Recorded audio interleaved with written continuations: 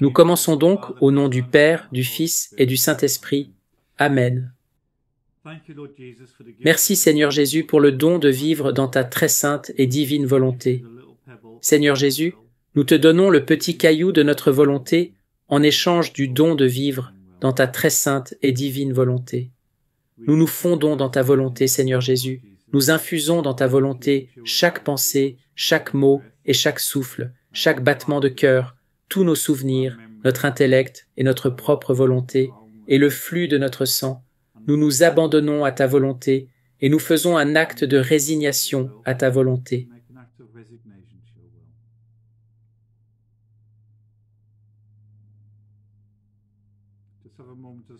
Prenons un moment de silence.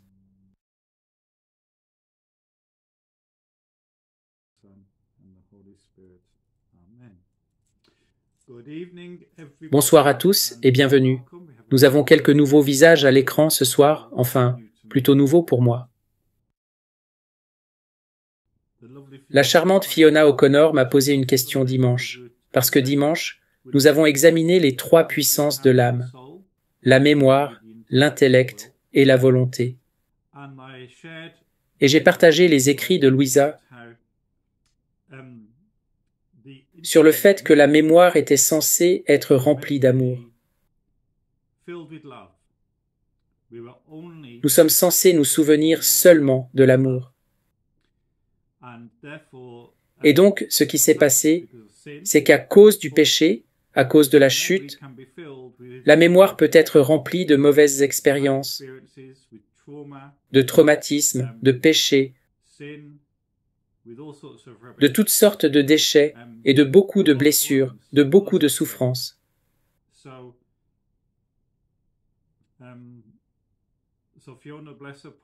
Fiona, qu'elle soit bénie, a donc posé une question sur la guérison des souvenirs.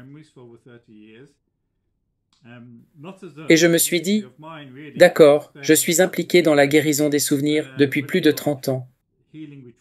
Ce n'est pas vraiment mon ministère, j'ai juste participé à de nombreuses retraites de guérison pour nos jeunes. Et j'ai prié pour la guérison des souvenirs, c'est juste une partie de mon implication. Ce n'est pas vraiment un point central pour moi. C'est juste une conséquence du fait d'être évangéliste, je pense. J'ai donc pensé apporter quelques éléments sur la table ce soir, en gardant à l'esprit une ou deux choses.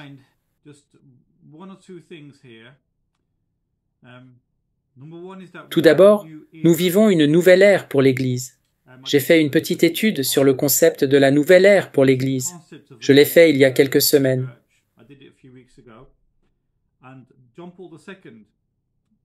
Or, Jean-Paul II a déclaré que Vatican II annonçait une nouvelle ère pour l'Église. Et, dans ses écrits, Louisa a aussi parlé de l'ère de la sanctification dans laquelle nous vivons actuellement, une nouvelle ère dans la vie de l'Église. C'est pourquoi les modèles traditionnels sont lentement remplacés par de nouveaux modèles. Je vais vous donner un exemple de cela. Le modèle traditionnel de délivrance consistait à chasser les démons un par un, parfois en les connaissant par leur nom, mais en les chassant un par un. Il ne s'agit pas d'exorcisme, mais simplement d'un ministère de délivrance. Il s'agit d'amener la personne à renoncer et à se repentir de chaque démon l'un après l'autre, puis de les chasser l'un après l'autre. Mais maintenant, ces dernières années, nous avons reçu de Philadelphie un nouveau modèle de délivrance et de guérison. Et cela signifie qu'on peut chasser des centaines de démons à la fois, sans même savoir qui ils sont, simplement en faisant en sorte que la personne se repente et fasse un acte de renonciation, et en suivant un processus simple. Nous avons ces nouveaux modèles qui nous sont donc présentés. Je vais donc vous parler un peu de la guérison des souvenirs dans une prière de guérison, puis nous allons regarder ce que Jésus dit à ce sujet dans le livre du ciel, parce qu'il nous donne quelque chose d'extraordinairement puissant, qui est très, très simple, mais qui demande juste un peu de patience de notre part. Comme c'est toujours le cas, vous savez, parce que la guérison des souvenirs peut prendre des années, ou elle peut prendre des semaines. Cela dépend de la puissance de la grâce divine qui est à l'œuvre. Je vais donc d'abord me tourner vers le prophète Isaïe. Vous l'entendrez tous dans environ 10 ou 11 jours pendant l'office du Vendredi Saint. Il sera lu dans son intégralité. Je ne vais en lire qu'une partie. Il s'agit du chapitre 52 du livre d'Isaïe. Je commence par le 3e verset. « Il était méprisé, délaissé par les hommes, homme de douleur et familier de la maladie, comme quelqu'un devant qui on se voile la face. Méprisé, nous n'en faisions nul cas. Or, ce sont nos maladies qu'il portait, nos douleurs dont il prenait la charge. Et nous l'estimions frappé, atteint par Dieu et humilié. Mais lui, c'est à cause de nos forfaits qu'il était transpercé, à cause de nos fautes qu'il était écrasé. Le châtiment qui nous vaut la paix était sur lui. Et par ses meurtrissures, nous avons été guéris. »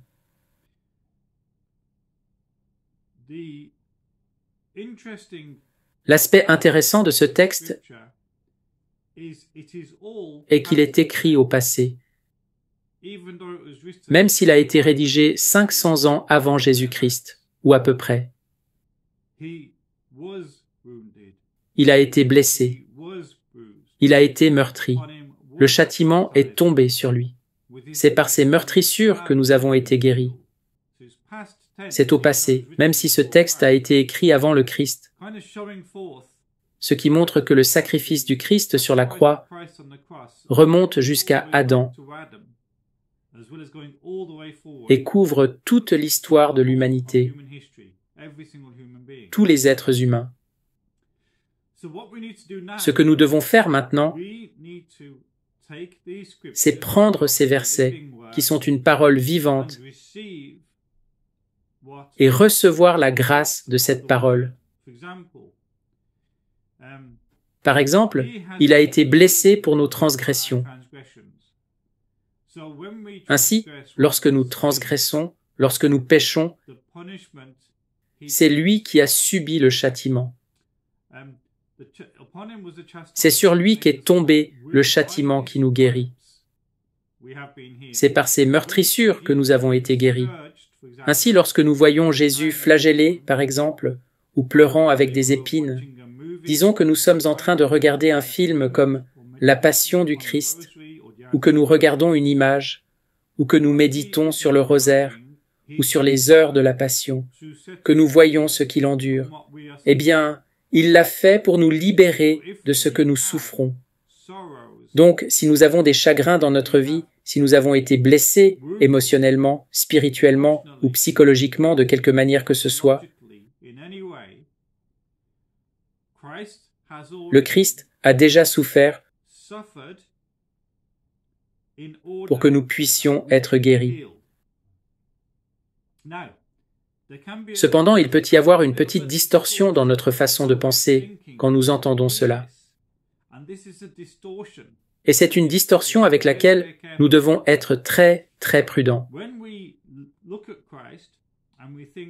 Lorsque nous regardons le Christ et que nous pensons « Il a souffert comme ça pour moi », des gens m'ont dit « J'aurais aimé qu'il ne souffre pas pour moi. J'aurais aimé souffrir à sa place. » Eh bien, s'il n'avait pas souffert pour vous, vous ne pourriez jamais être guéri et vous ne pourriez jamais être sauvé. Votre destinée serait l'enfer. C'est tout.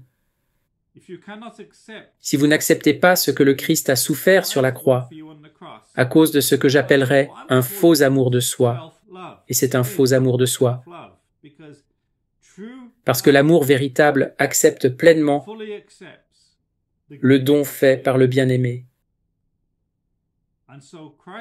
Le véritable amour du Christ pour nous se manifeste de la manière la plus parfaite dans sa souffrance et sa mort sur la croix. Et sa mère se tenait au pied de la croix, sachant que ce que son fils souffrait sur la croix était pour elle Parce que la grâce prévenante qui l'a préservé du péché dans le sein de sa mère et l'a gardé du péché toute sa vie vient de la mort de son Fils sur la croix, vient de l'effusion de son sang. Elle reçoit donc pleinement le don que son Fils a fait. Elle le reçoit pleinement afin de pouvoir s'approprier toutes les souffrances de son Fils dans sa propre vie et d'être pleinement la personne qu'elle était censée être. Nous devons donc apprendre à faire cela. Nous devons apprendre à recevoir pleinement le don, le sang, les souffrances, la puissance rédemptrice du Christ dans tous les domaines de notre vie, afin de pouvoir être guéris et libérés. Et je vais encore dire ceci, c'est sa volonté que nous soyons guéris. Certaines personnes peuvent mourir d'un cancer, d'autres de toutes sortes de maladies, mais ils n'emportent pas leur faiblesse dans l'éternité.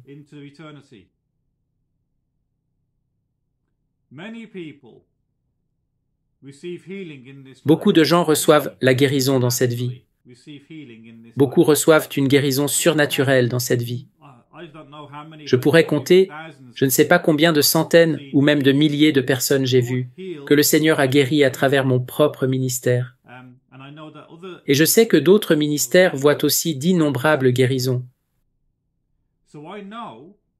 Donc je sais que lorsque je prie pour la guérison se produit. Et j'ai vu des guérisons physiques, émotionnelles, spirituelles, psychologiques, des guérisons à tous les niveaux, au nom de Jésus. Ce que je voudrais maintenant, avant d'aborder les écrits de la divine volonté, c'est que vous vous rappeliez quelque chose dont vous avez besoin d'être guéri. S'il y en a un, bien sûr. Vous pouvez vous penser « tout va bien », bien sûr.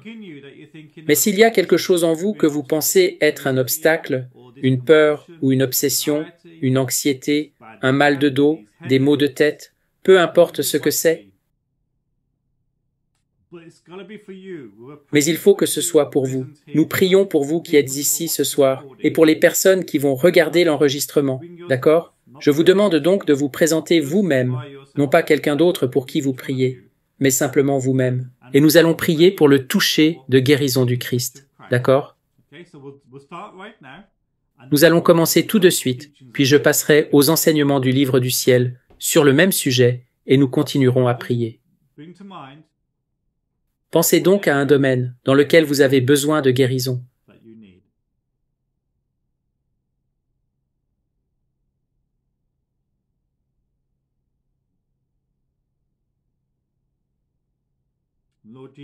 Seigneur Jésus, tu es celui qui guérit, tu es celui qui prie pour la guérison.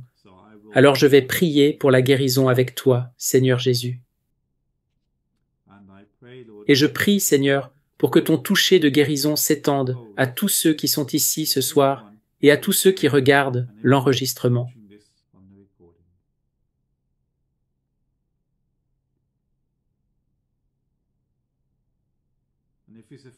Et si c'est une guérison physique qui est nécessaire, Seigneur, un mal de dos, des maux de tête, quelque chose qui ne va pas dans le corps, je prie simplement pour que cette guérison se produise au nom de Jésus.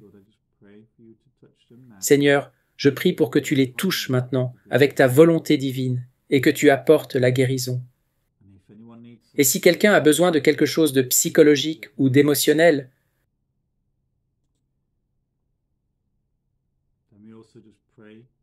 nous prions aussi pour la guérison de l'âme, de l'esprit, de l'intelligence, de la volonté. Permettez-moi de demander la paix sur la vie de chacun au nom de Jésus. Je demande la paix au nom de Jésus-Christ et par la puissance de sa volonté divine. Paix au nom de Jésus. la paix au nom de Jésus. Amen.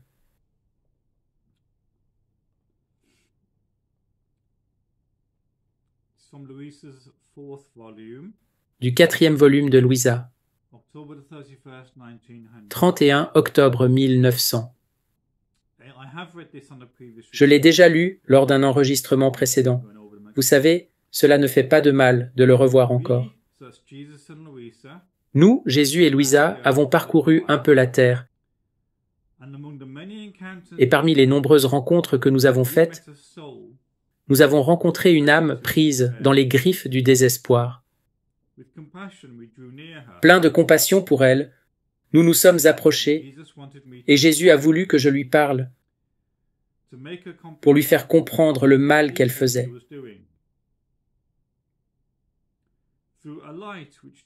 Grâce à une lumière que Jésus infusait en moi, j'ai dit à cette âme, la médecine la plus salutaire et la plus efficace dans les contrariétés les plus tristes de la vie, c'est la résignation. Toi, dans ton désespoir, au lieu de prendre cette médecine, tu es en train de prendre le poison pour tuer ton âme. Ne sais-tu pas que le remède le plus opportun pour tous les maux, la chose principale qui nous rend nobles, nous divinise, nous fait ressembler à notre Seigneur, et qui a la puissance de convertir en douceur nos amertumes, c'est la résignation. Quelle a été la vie de Jésus sur la terre, sinon d'accomplir de la volonté du Père? Pendant qu'il était sur la terre, il était uni à son Père dans le ciel. Il en est ainsi pour la créature résignée. Pendant qu'elle vit sur la terre, son âme et sa volonté sont unies à Dieu dans le ciel. Que peut-il y avoir de plus précieux et de plus désirable?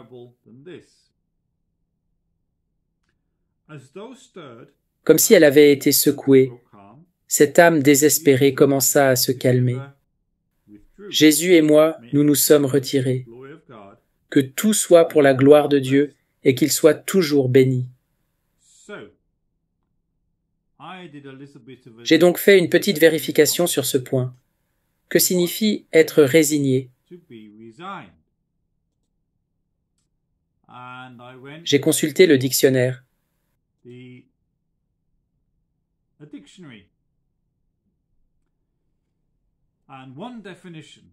Une définition. Le sentiment de devoir accepter quelque chose que l'on n'aime pas parce que l'on ne peut pas facilement le changer. Le sentiment de devoir accepter quelque chose que l'on n'aime pas parce que l'on ne peut pas facilement le changer. Or, Jésus nous dit qu'un seul acte de résignation à sa divine volonté peut nous apporter plus de guérison, de nettoyage et de purification qu'un siècle de mortification. Un seul acte. Donc, un seul acte de résignation à sa volonté, juste nous résigner au fait que tout dans notre vie, telle qu'elle est sa volonté. Surtout nos faiblesses.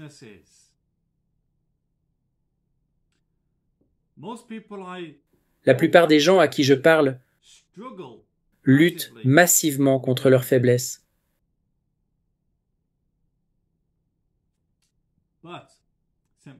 Mais Saint Paul nous dit que la puissance de Dieu s'accomplit dans notre faiblesse.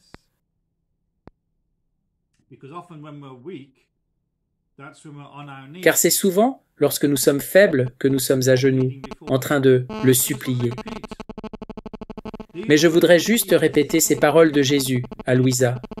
Rappelez-vous, la parole de Dieu est une lampe à mes pieds. Pensez-y comme ceci. Vous allez chez le médecin et vous lui expliquez votre problème, disons une infection de la poitrine ou de la gorge, des maux de tête ou de dos, peu importe, et il vous prescrira des antibiotiques, des comprimés contre les maux de tête, des analgésiques, et, en le regardant, vous ferez confiance à votre médecin.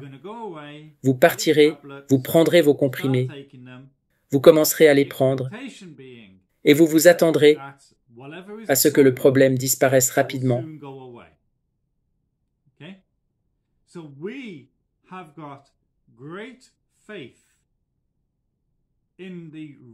Nous avons donc une grande confiance dans l'Écriture sur le paquet de comprimés et dans les connaissances du médecin. Nous avons une grande foi en cela.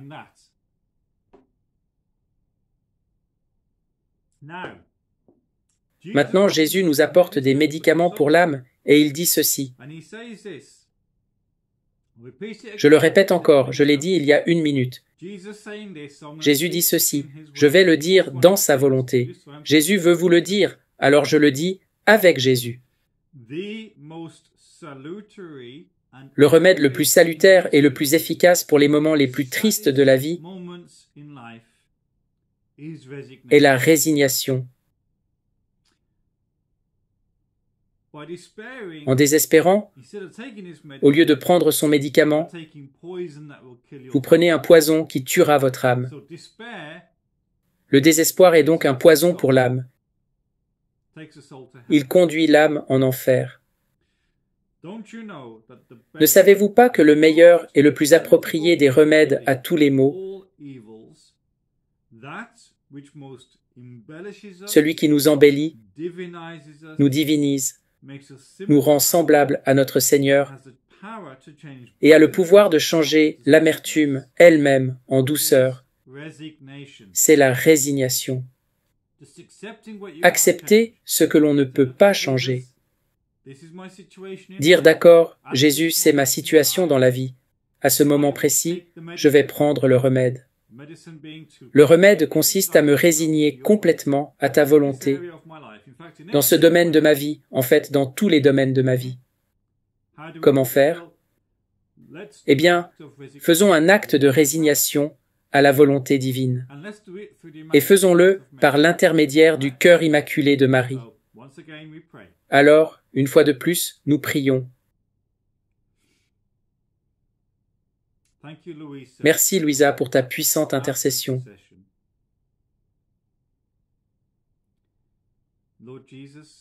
Seigneur Jésus, avec ta volonté, nous nous résignons complètement à la volonté divine. Faites un acte de résignation à votre volonté en ce moment même.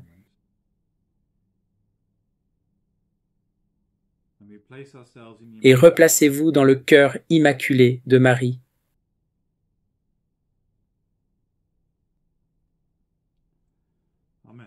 Amen.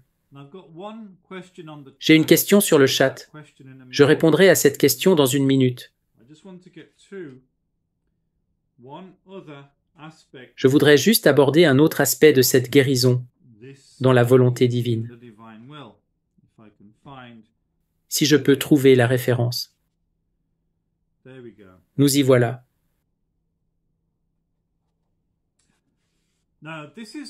C'est quelque chose que la plupart d'entre vous fait déjà. Il s'agit de la passion. Excusez-moi. Louisa, volume 11, 13 octobre 1916. C'est Louisa qui commente les heures de la Passion. Très révérend Père, je crois que chacun pourrait recueillir un grand bienfait de cette méditation. Le pécheur se tournerait vers Dieu. L'imparfait deviendrait parfait. Le saint deviendrait plus saint. Ceux qui sont tentés obtiendraient la victoire. Ceux qui sont malades trouveraient la force, le remède et un réconfort. Ce serait comme si Jésus, durant les réparations, répétait les propres paroles et prières qu'il offrait au Père durant les 24 heures de sa douloureuse passion. Il ne s'agit pas de faire un récit de l'histoire de la Passion, car il existe de nombreux livres qui traitent de ce pieux sujet. L'objet de ce travail est plutôt une réparation, qui s'accomplit en plaçant côte à côte les différentes étapes de la Passion de notre Seigneur. Et c'est très important de le noter, avec les différentes sortes de péchés. Nous faisons ainsi de dignes réparations en union avec Jésus, rendant à Dieu presque tout ce que les créatures doivent à la divine justice. Gérard a posé une question. Comment définissez-vous la faiblesse? Parce que pour moi, la faiblesse, c'est pécher et ne pas être fort. Non, la faiblesse, ce n'est pas seulement pécher, d'accord? Prenons un exemple. Je pourrais avoir une faiblesse dans le domaine de l'obsession du nettoyage.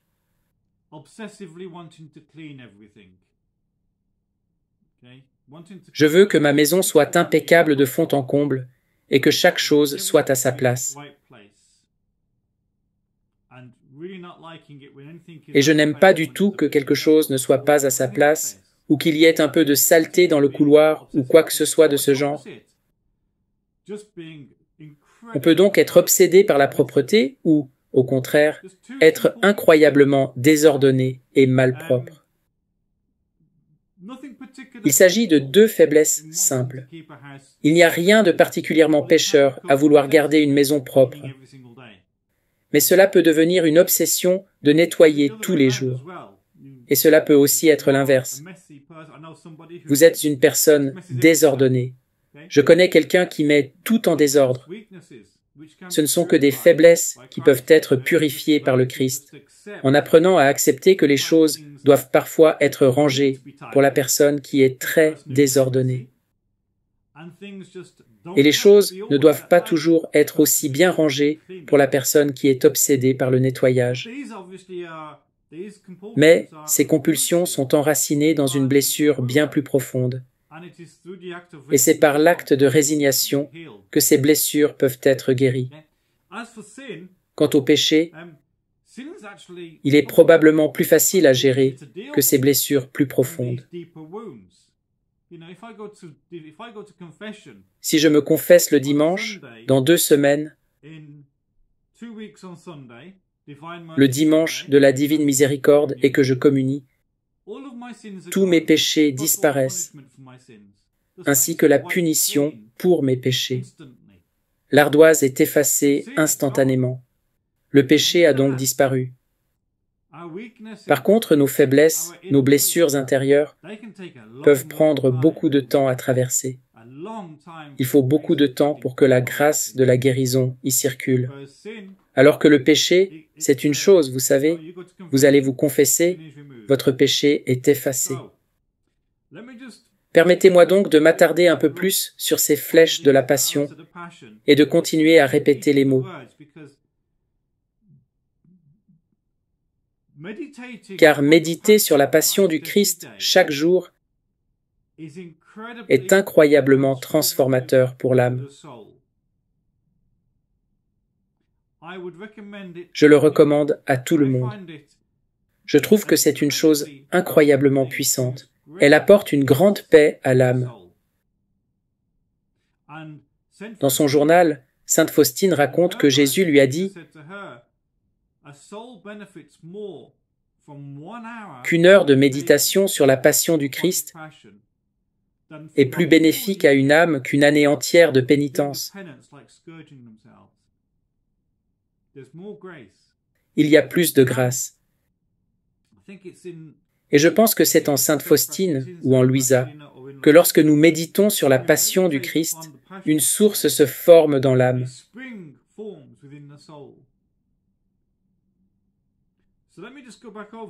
Permettez-moi donc de revenir sur ces mots, d'accord? L'imparfait deviendrait parfait. Pardonnez-moi s'il y a des âmes parfaites sur le Zoom. Je n'en sais rien. Alors pardonnez-moi si c'est le cas. Mais supposons que nous soyons tous imparfaits. Comment pouvons-nous devenir parfaits? En méditant sur les heures de la Passion. Vous vous souvenez de la fameuse phrase que le Père Dominique et moi utilisons tous les deux? Ce n'est pas forcément facile, mais c'est simple. Il suffit de méditer chaque jour sur l'une des heures. Et votre perfection viendra.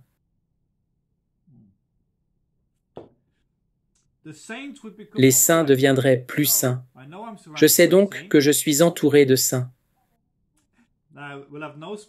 Maintenant, nous n'aurons plus de sourire et d'ombre. Merci. Oui, c'est vous qui avez gardé le micro. Je vous ai donc entendu comme le reste de la classe. Ce que je vais faire, c'est vous mettre tous au défi. Je veux que vous leviez tous la main. Les saints, levez la main. C'est parti. Je veux que tous les saints lèvent leurs mains, s'il vous plaît.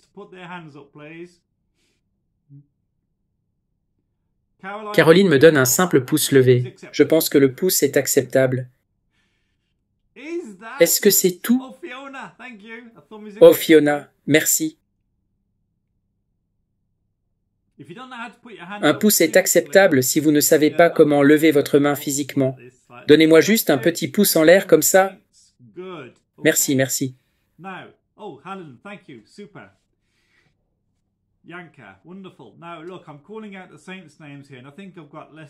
Je pense que j'ai au moins la moitié d'entre vous, peut-être les 2/3. Mais regardons cela. Lorsque le Christ est mort sur la croix, il a achevé votre perfection éternelle.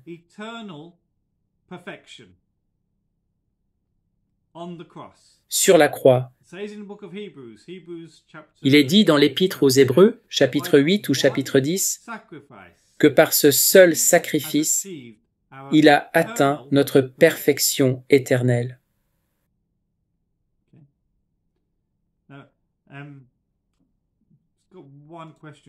Maintenant, j'ai une question. Merci, Hélène. Les aspirants saints comptent-ils? Non, je vais aller plus loin. Vous n'êtes pas des aspirants. Vous êtes des saints avec un petit S. Vous deviendrez de grands saints, mais vous êtes des saints avec un petit S pour le moment. Si vous levez encore la main parce que vous êtes un saint, vous pouvez la baisser, à moins que vous ne vouliez poser une question.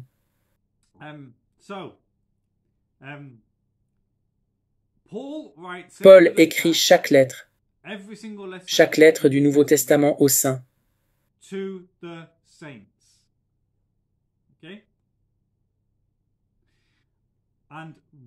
Et nous devons reconnaître que nous sommes les saints de la fin des temps de Dieu, la plupart du temps.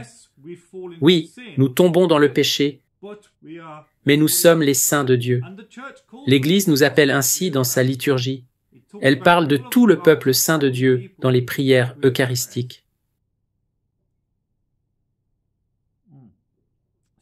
Ainsi, en méditant sur les heures de la Passion, vous deviendrez plus saints. Vous, les bons saints, vous deviendrez plus saints. Ceux qui sont tentés trouveront la victoire. Ceux qui sont malades. Ceux qui sont malades. Anxiété, peur, compulsion, maladie de l'âme, maladie de l'esprit.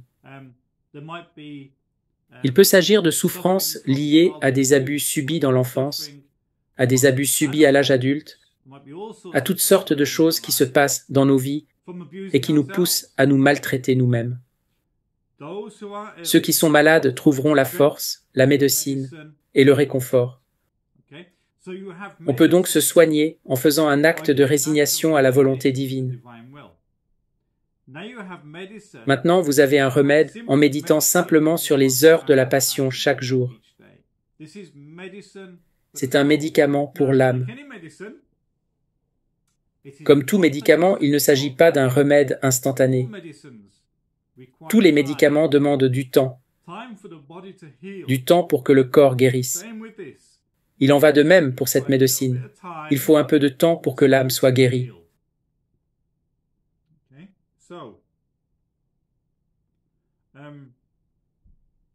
Donc, ce que je veux faire, c'est, très brièvement,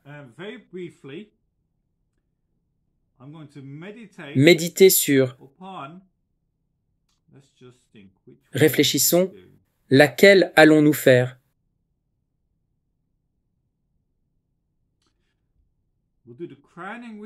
Nous allons faire le couronnement d'épines et nous allons essayer de faire les premiers mots sur la croix.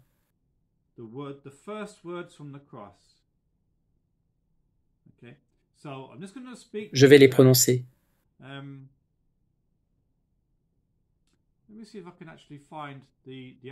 Voyons si je peux en trouver l'enregistrement.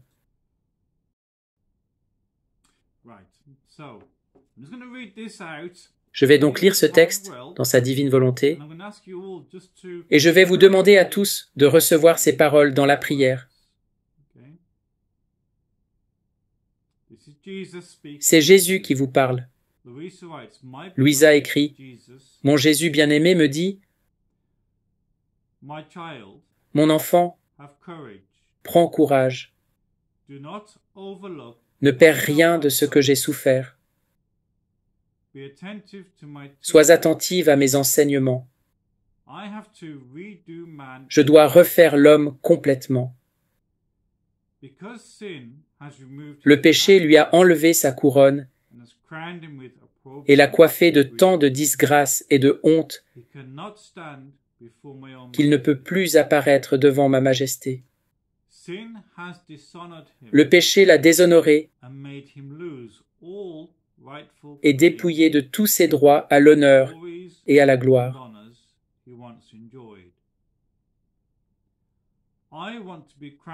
C'est pourquoi je veux être couronné d'épines pour placer sur la tête de l'homme la couronne royale qu'il possédait autrefois et lui rendre tous les droits à tous les honneurs et toutes les gloires dont il jouissait autrefois. Mes épines seront des réparations et des voies devant mon Père pour expier les nombreux péchés de pensée de l'homme, en particulier ceux de l'orgueil, et pour agir comme des voies de lumière et de supplication pour chaque esprit créé afin qu'il ne m'offense pas. Unis-toi donc à moi en priant et en offrant réparation avec moi. Ainsi, en méditant sur ces paroles, celles-ci vous rappellent que ceux qui sont malades trouveront la force, la méditation et le réconfort. Ce sera comme si Jésus répétait ses propres paroles et prières offertes au Père pendant les 24 heures de sa douloureuse passion. Et vous marchez côte à côte.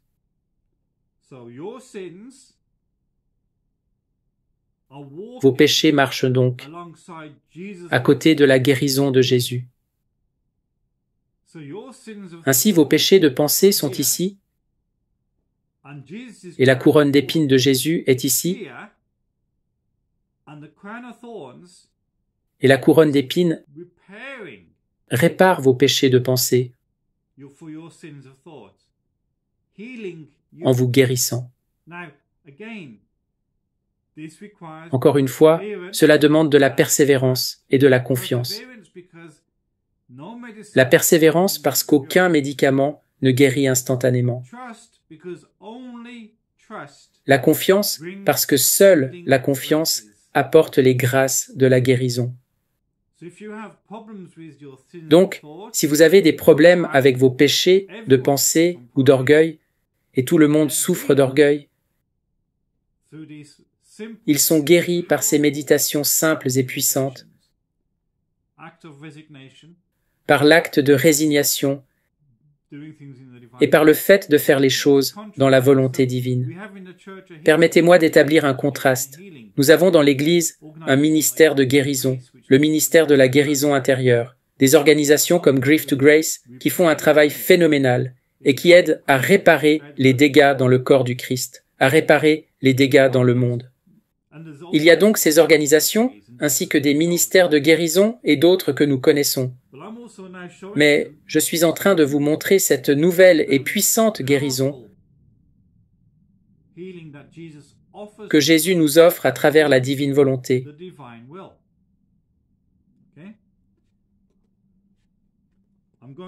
Je reviens à l'acte de résignation.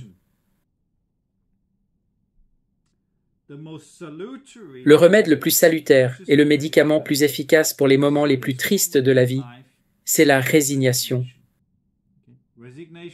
La résignation à la volonté divine.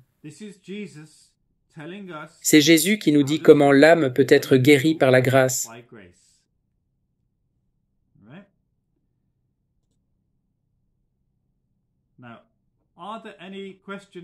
Y a-t-il des questions en ce moment, alors que je passe à l'heure de midi de la Passion, qui se situe après celle de 11 heures, la plus longue de toutes? Ou est-ce sur celle de 11 heures? Non, je ne pense pas. Pas de questions. Vous êtes tous beaux et silencieux. Caroline, avez-vous une question? Est-ce que vous tapez dans les mains ou est-ce que vous levez la main?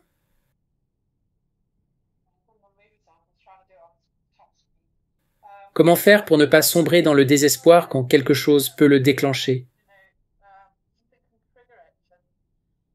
En faisant les heures de la Passion, on s'améliore. C'est bien ce que vous dites? Vous allez donc vers la résignation plutôt que vers le désespoir? Caroline, tout d'abord, il faut reconnaître la bataille. Le désespoir est une chose très difficile à combattre. Mais prenez note de ceci. Permettez-moi de le répéter. Il s'agit du volume 4, 31, octobre 1900.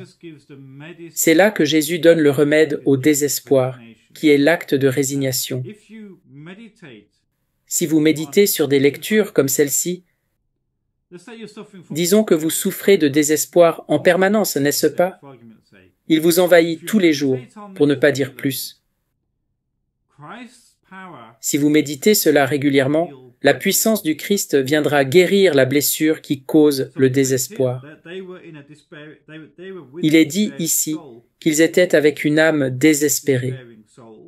Et Louisa a parlé à cette âme désespérée. Et il est dit que l'âme a commencé à se calmer. Le désespoir a donc disparu une fois que les paroles du Christ ont été prononcées dans la vie de l'âme. Il s'agit donc de reconnaître que les paroles du Christ ont un immense pouvoir de guérison de l'âme. Je vous en prie. Avez-vous d'autres questions à poser alors que nous approchons de la fin dans quelques minutes?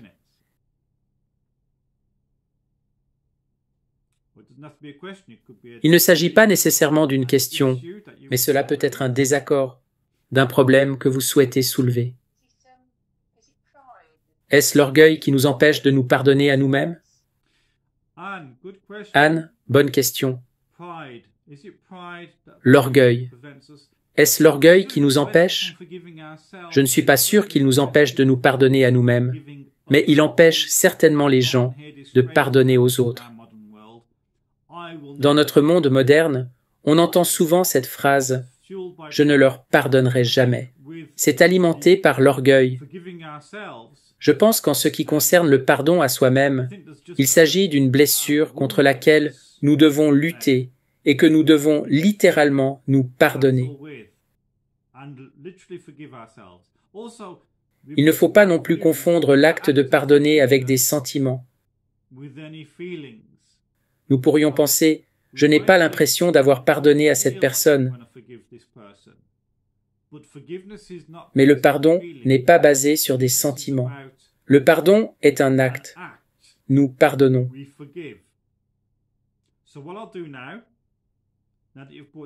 Je vais demander de vous rappeler tous ceux à qui vous n'avez pas pardonné, y compris vous-même.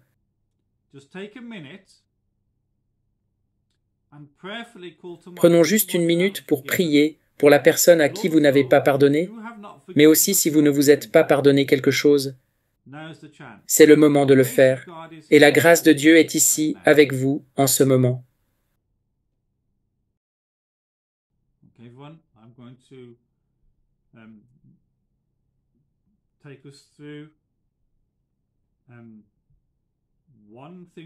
Je vais vous parler d'une chose qui s'est produite sur la croix avec Jésus.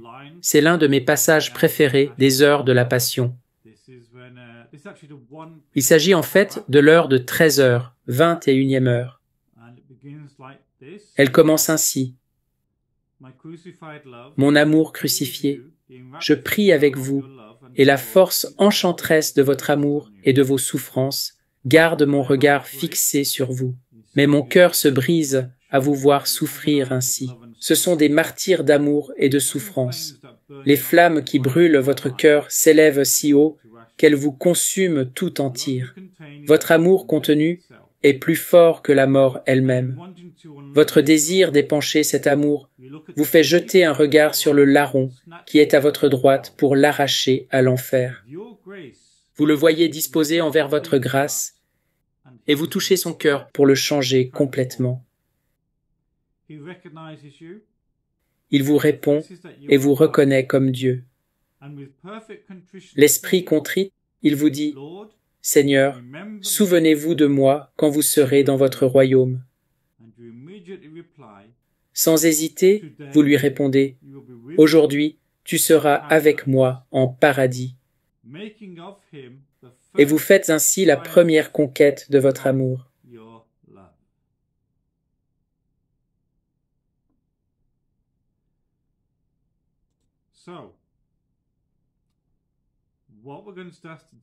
Ce que nous allons commencer à la fin de cette session, nous allons prier une dizaine de chapelets dans 1 minute.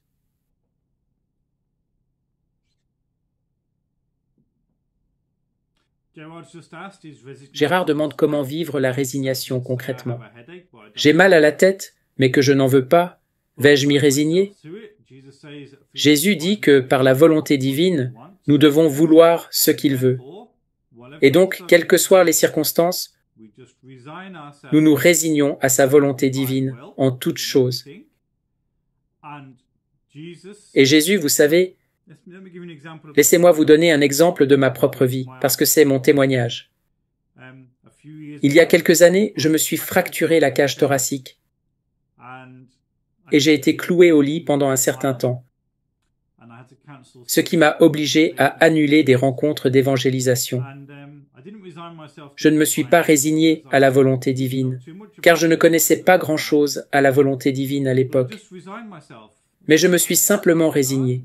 Je me suis abandonné à Dieu et j'ai dit « D'accord, Seigneur, il n'y a rien que je puisse faire maintenant. Je vais donc te remercier parce que c'est ta volonté, que je sois cloué au lit en ce moment et que ce soit ta volonté. » C'était très inconfortable. J'ai pris des analgésiques très puissants. J'ai été pratiquement anéanti pendant quelques semaines. Mais c'est à ce moment-là que quelqu'un m'a envoyé des livres sur la volonté divine par la poste pour mon 50e anniversaire. Et c'est à ce moment-là que le voyage a commencé de manière très puissante. Je regarde, pardonnez-moi, Mary Spadao, je regarde votre visage et j'ai vu comment vous avez accueilli ce propos. C'était vraiment une belle réaction. C'est comme si vous disiez « Oui, j'ai compris ». Et je parie que vous avez vécu des choses similaires tout au long de votre vie, où vous avez juste dit « Ok, Seigneur, ce n'est pas bon, mais je l'accepte ». Et puis vous regardez en arrière et vous pensez que c'est là que ça a commencé.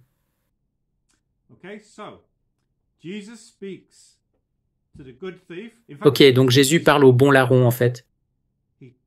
Jésus ne parle même pas, il touche son cœur avec sa grâce. Donc je vais prier ce soir, je vais prier pour deux choses pour vous tous.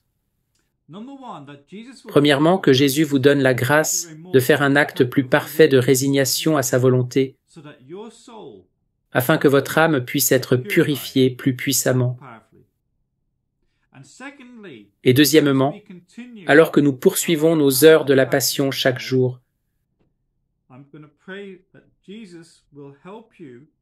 je vais prier pour que Jésus vous aide à recevoir toutes les grâces qu'il veut que vous ayez pendant ces heures, pour que vous puissiez devenir les saints que Dieu vous appelle à être. Maintenant, nous prions la dizaine de chapelets.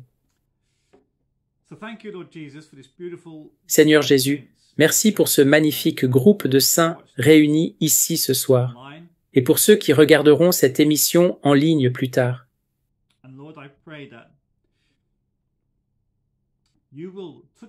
Et Seigneur, je prie pour que tu touches leur cœur avec ta grâce, Seigneur, alors qu'ils écoutent ce message. Comme tu as touché le bon larron sur la croix avec ta grâce et que cela l'a complètement transformé, je te prie de toucher leur cœur et de provoquer une transformation complète.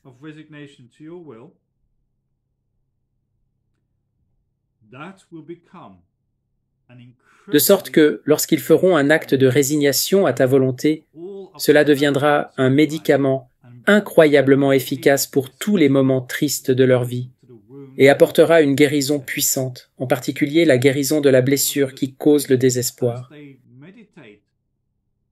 Et Seigneur, je prie simplement pour qu'en méditant sur les heures de ta passion, cela ait un effet transformateur sur eux, que leurs blessures soient guéries, qu'ils soient revêtus de sainteté et qu'ils grandissent dans la divine volonté à pas de géant. Et en méditant sur les différentes choses que tes plaies ont guéries, comme le couronnement d'épines et la flagellation, les clous dans tes mains et tes pieds, ils ressentent les effets de ces souffrances.